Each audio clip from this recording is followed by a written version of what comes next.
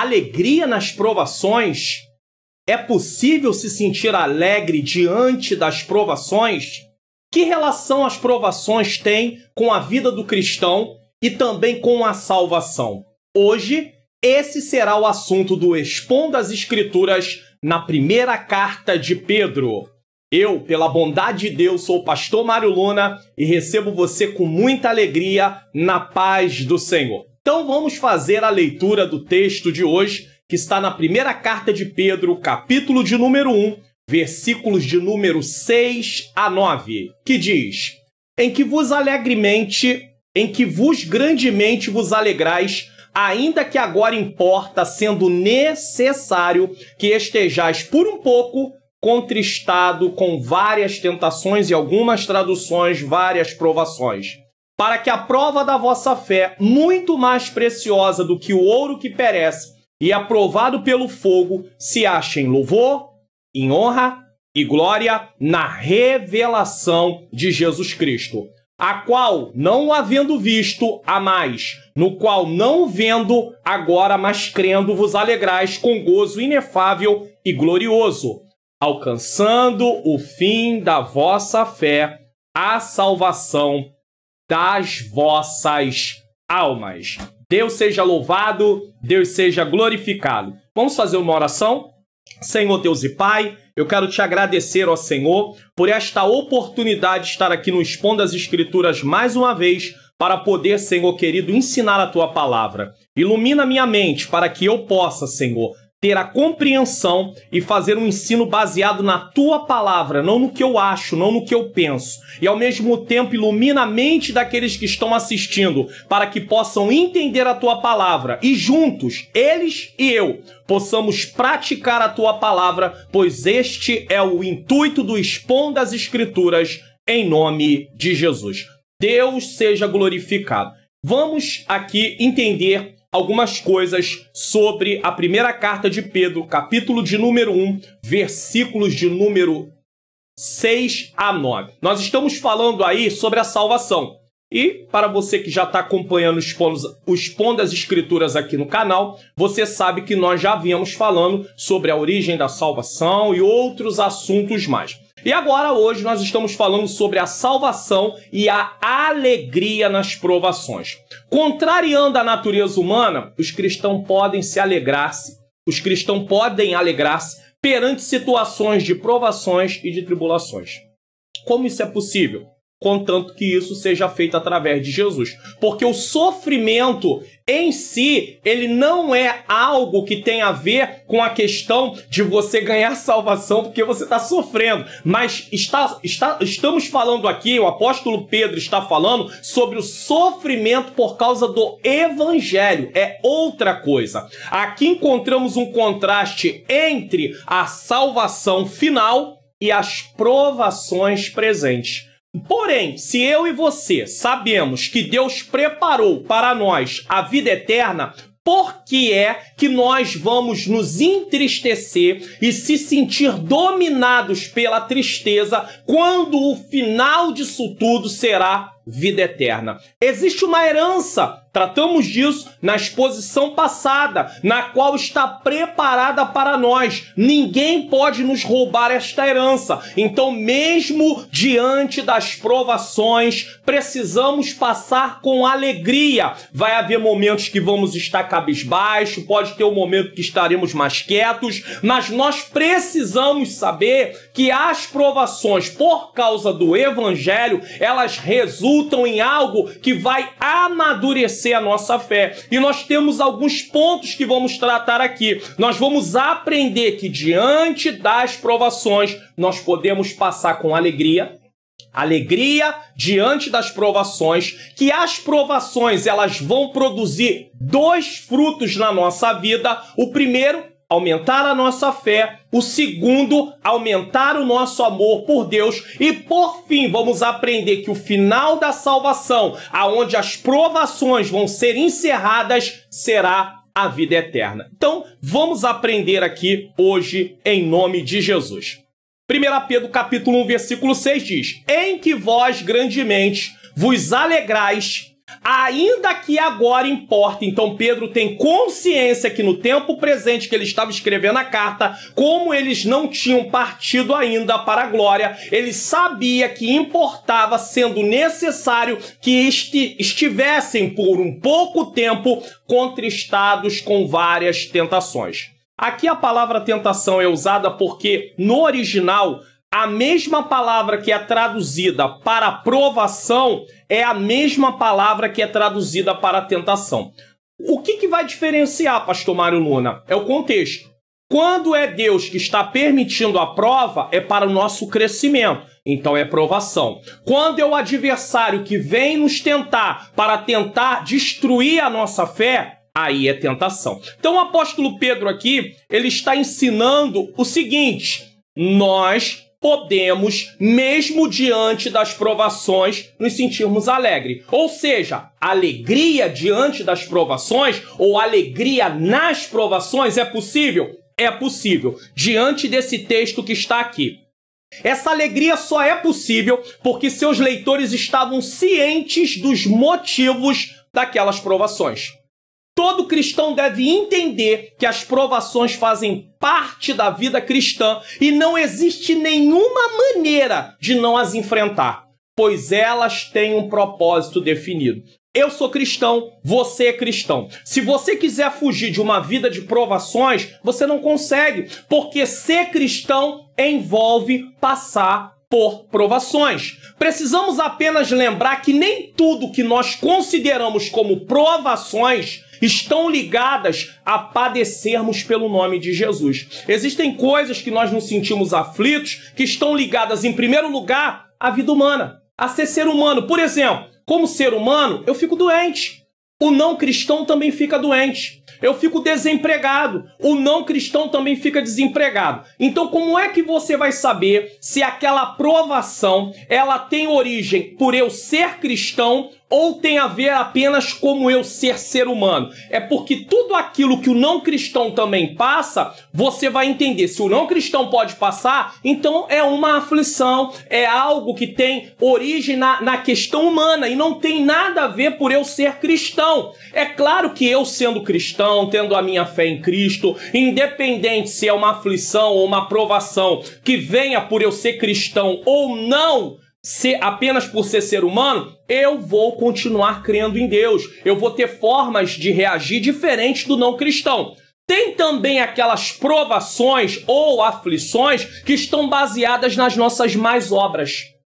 Nós somos pessoas que fazemos coisas que não devemos, e aí vem as dores, vem os problemas, vem as dificuldades, e aí nós queremos colocar isso na conta de Deus, e nós não podemos. Por quê? Porque elas são resultados de algo que nós fizemos errado. Então, tanto a questão de algum sofrimento por ser humano ou algum sofrimento por fazermos algo errado, ele não vai trabalhar em relação a amadurecer a nossa fé. É claro que como ser humano, se nós ultrapassarmos, se nós vencermos, Deus vai nos ensinar lições. Agora, Deus não tem como nos ensinar lições se nós estamos ali no caminho de querer sempre fazer coisas erradas. 1 Pedro 2,20, podemos ler, diz assim: porque que glória será essa, se pecando sois esbofeteados e sofreis? Mas se fazendo o bem sois afligido e sofreis, isso é agradável a Deus. Aí você talvez pergunte, então Deus se agrada que eu sofra? Não, a palavra de Deus está nos ensinando que o sofrimento como resultado de fazer o que é certo diante de Deus, baseado na palavra de Deus, é algo que agrada a Deus. Não é que Deus se agrada no sentido de ver você sofrer porque Ele quer que você sofra, mas o que agrada a Deus é saber que você não perde a sua fé. Mesmo diante de você estar sofrendo, você continua obedecendo. 1 Pedro capítulo 4, versículo 15 diz assim: que nenhum de vós padeça como homicida, ou ladrão, ou malfeitor, ou como o que se intromete em negócios alheios. Então ele está ensinando o seguinte: sofrimentos por causa de atitudes que são contrárias à palavra de Deus, não trazem nenhum benefício, só trarão prejuízo para a vida daquela pessoa que está fazendo, inclusive ela estará também desagradando a Deus. Então, é possível sentir alegria diante das provações? É possível, sabendo que essas provações são resultado da nossa obediência a Deus. Agora, uma vez que eu entendi que é possível sentir alegria mesmo diante das provações, eu agora tomo ciência que 2 frutos vão ser produzidos porque eu estou indo adiante. Então, 2 frutos são produzidos quando eu estou sendo provado diante da presença do Senhor e estou avançando, não perco a minha fé. As provações podem ser usadas para poder produzir 2 frutos na nossa vida. O primeiro fruto é: elas aumentam a nossa fé. Vamos ver aqui o versículo 7. Para que a prova da vossa fé, muito mais preciosa do que o ouro que perece e é provado pelo fogo, se ache em louvor e honra e glória na revelação de Jesus Cristo. Então vamos entender esse versículo 7 aqui. O que Pedro está dizendo aqui? Pedro está considerando as provações como um meio de testar a nossa fé, com a finalidade de mostrar se a nossa fé é genuína ou não é genuína. Mas para quem? Mostrar se a minha fé é genuína ou não é genuína? Para quem? Para eu mesmo. Porque Deus, ele é onisciente, Deus é presciente, Deus já sabe se a minha fé é genuína ou não é genuína. Quem tem que saber se a minha fé está sendo uma fé genuína ou não genuína sou eu. E eu aprendo isso fazendo o quê? Lendo a palavra e aprendendo qual é a conduta do cristão. Então, se diante das provações eu estou recuando, se diante das provações eu abro mão da minha confiança em Deus, a minha fé está vacilante. E aí eu aprendo, não posso viver desse jeito. O que eu vou fazer? Eu vou começar a buscar a Deus em oração. Senhor, me ajuda. Não deixa a minha fé ficar variando dessa forma. Não deixa a minha fé ficar oscilando. Então a primeira coisa que uma provação pode fazer na vida do cristão, trazer como fruto na vida do cristão, é aumentar, é mostrar de fato se aquela fé é uma fé genuína.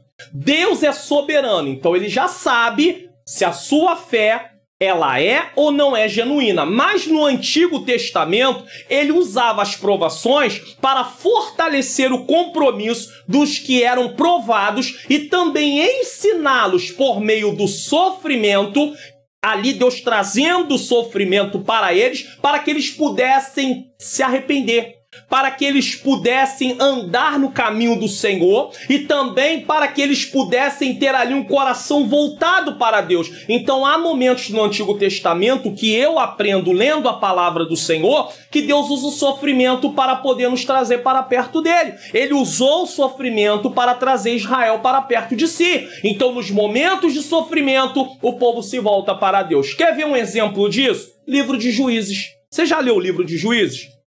Quando você lê o livro de Juízes, você acaba aprendendo que quando tudo estava bem na vida do povo de Israel, eles se esqueciam de Deus.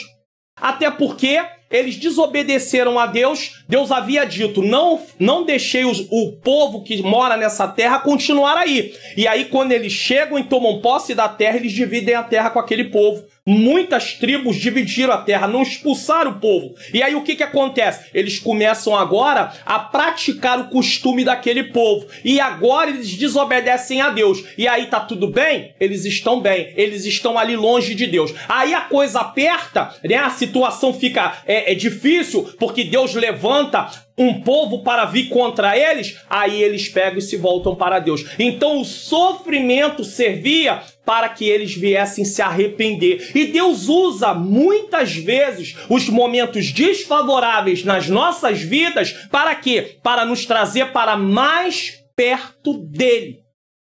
Esse é um dos propósitos de Deus. Por outro lado, Satanás, através da tentação, que não tem a função de aperfeiçoar a nossa fé, mas de destruir a nossa fé, ele tem o objetivo de trazer o povo à apostasia. 1 Pedro capítulo 5, versículo 8, vai dizer que ele anda ao derredor, bramando como leão, buscando a quem possa tragar. A imagem do justo sendo provados tal como metais preciosos são purificados no forno, vem do Antigo Testamento. Quando nós lemos aqui, eu posso ler com você, Salmo Salmo número 12. Vamos ler aqui juntos? Salmos número 12, versículo de número 6. Salmo 12, 6, diz assim: as promessas do Senhor são puras como prata refinada no forno, purificada 7 vezes. Então Pedro está usando uma linguagem do Antigo Testamento para mostrar que assim como a prata precisa passar pelo fogo para que as impurezas saiam dela e ela seja uma prata realmente pura, assim como o ouro precisa passar pelo fogo para que as impurezas sejam tiradas dele e ele seja um ouro puro, assim nós também passamos pelas provações. As provações é algo que permite que a nossa fé seja ali testada e ali aperfeiçoada. Então a nossa fé vai aumentando diante dos sofrimentos. Mas para isso, diante das provações, eu tenho que entender duas coisas. Diferenciar o que é provação, sofrimento por eu ser humano e diferenciar também o que é sofrimento por eu estar fazendo algo errado.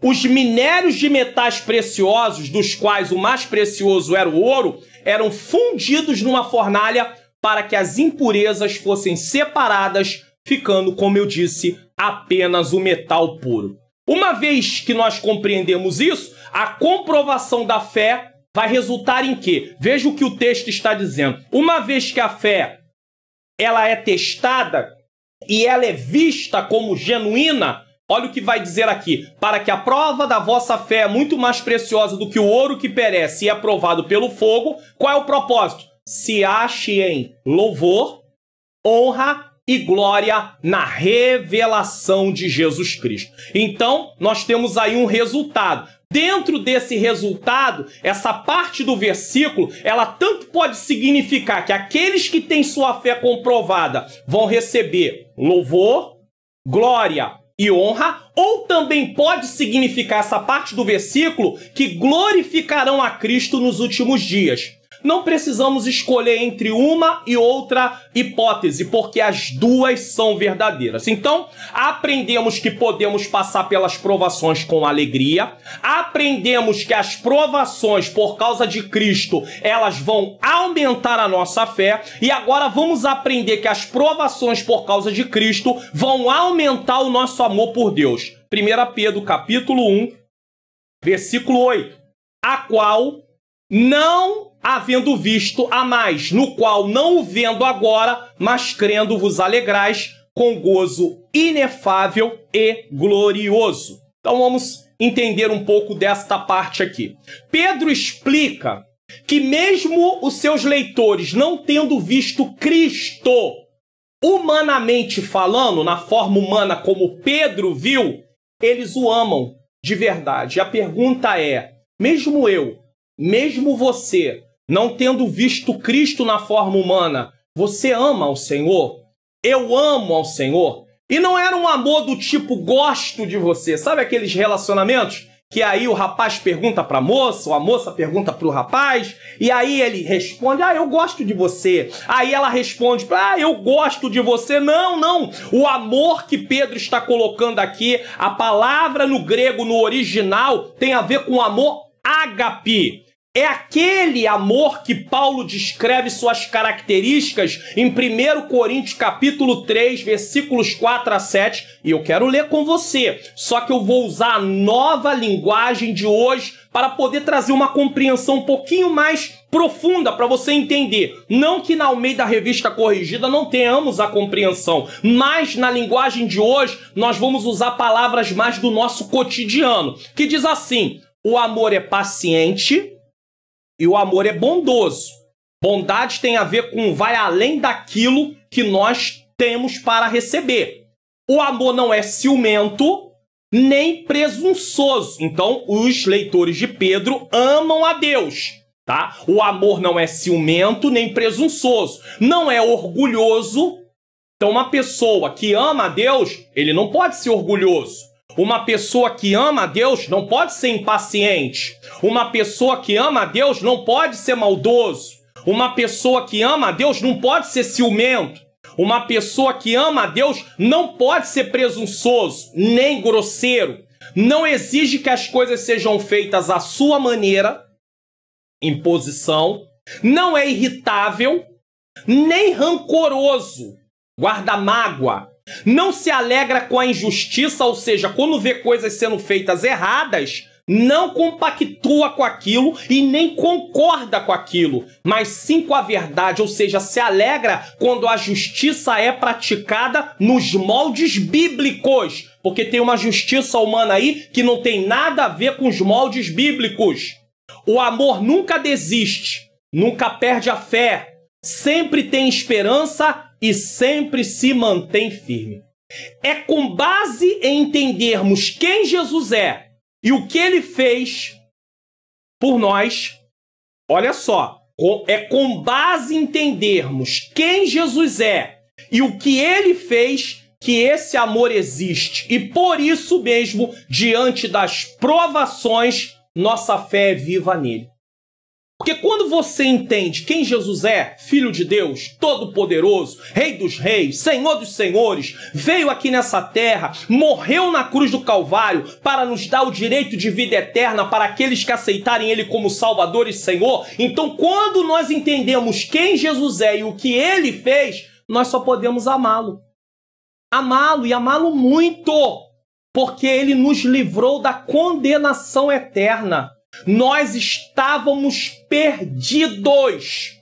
Veja bem, o que adiantaria? Tem pessoas no Evangelho buscando serem muito bem-sucedidas materialmente. Não há problema de conquistar coisas, mas isso não pode dominar o nosso coração e nem ser o propósito da nossa vida, porque senão não precisava Jesus morrer na cruz. Quantas pessoas não são evangélicas, não são cristãs e são bem-sucedidas financeiramente nessa vida? Então Jesus não precisava morrer na cruz por causa disso. Jesus morreu na cruz para nos dar salvação, para que nós pudéssemos ter paz com Deus. Então não pense que a morte de Jesus tem um propósito de um bem-estar terreno. É claro que enquanto estamos aqui, Deus nos guarda, Deus nos protege, Deus nos ajuda, mas nós vamos passar por dificuldades. Passaremos por provações. Vamos precisar estar alegres, ter alegria, sim. Por quê? Porque nós sabemos qual será o final dessa história. Então, Pedro está escrevendo para os seus leitores e está mostrando o seguinte: vocês amam a Deus mesmo não tendo visto Jesus. Dessa forma é possível, em dias de provações, se alegrar com uma alegria que não pode ser expressa com palavras. E qual é o resultado final da salvação?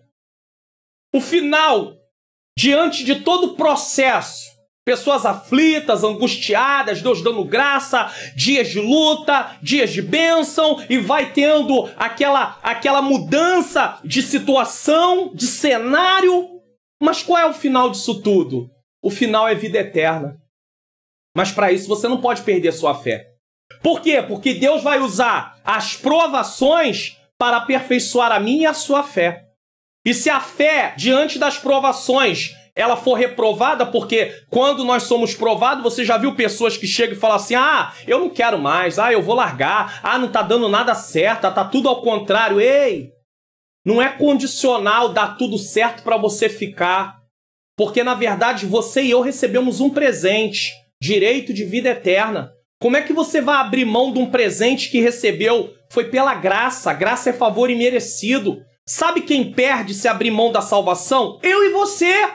Deus não está perdendo, Deus está nos dando. Quem precisa de salvação sou eu e você, então não abra mão. Ah, mas está muito difícil, pastor Mário Luna. Mas no mundo vai estar pior ainda, porque se você partir sem Cristo, é condenação eterna. É a Bíblia que diz. Leia depois João 3,18. Pode ler. Romanos 8,1. Nenhuma condenação há para os que estão em Cristo Jesus.